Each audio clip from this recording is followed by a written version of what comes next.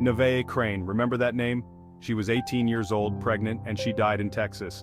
Not from some rare disease but from complications that in any other developed nation would be considered entirely preventable. Nevaeh went to the ER, not once, not twice, but 3 times. Each visit she complained of excruciating abdominal pain. Initially, doctors thought it was strep throat. Imagine the terror, the confusion as her condition worsened. Finally, a positive sepsis test. Sepsis, a runaway infection, is notoriously difficult to treat in pregnant women. Why?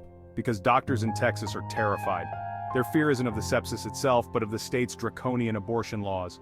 Laws that have turned medical professionals into legal strategists, more concerned with liability than saving lives.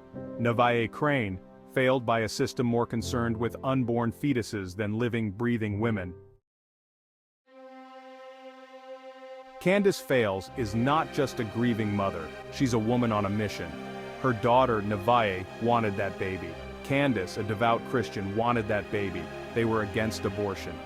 But here's the thing about Texas's laws. They don't care what the woman wants, they don't care about the family's beliefs. Candace watched her daughter die piece by piece in a system paralyzed by fear. Doctors, bound by vague, threat-filled legislation, hesitated. They calculated risks, not to Nevaeh's health, but to their own careers. This is not healthcare, it's a hostage situation where women's lives are the bargaining chips.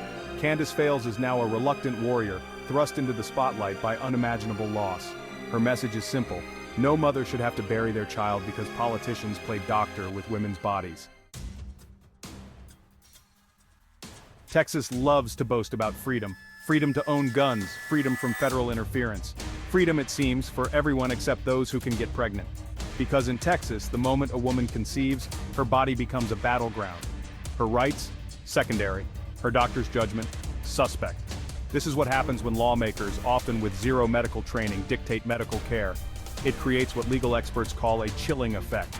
Doctors, afraid of being sued, of losing their licenses, of facing criminal charges, err on the side of inaction. The result?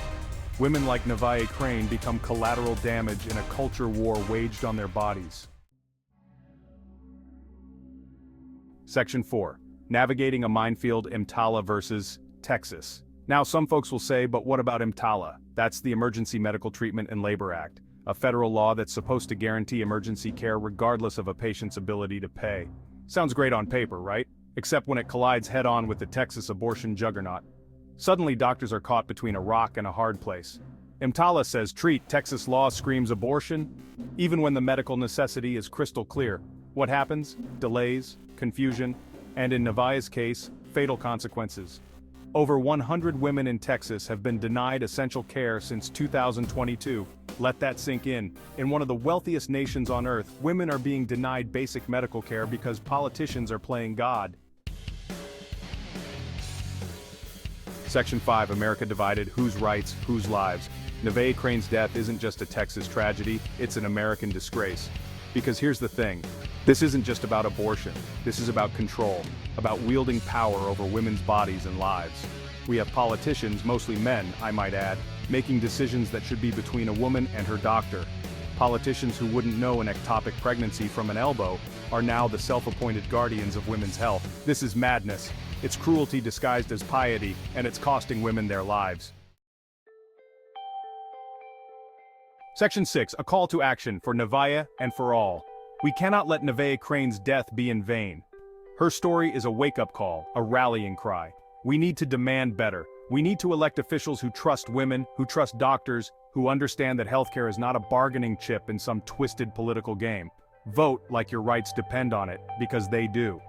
Vote for candidates who will fight for clear, unambiguous laws that protect women's health.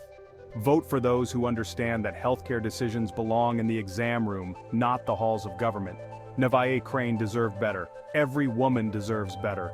Let's honor her memory by fighting for a future where no other mother has to endure the pain of watching their daughter die because of political posturing and fear-mongering. This isn't about politics. It's about basic human decency, and it's time we demand it.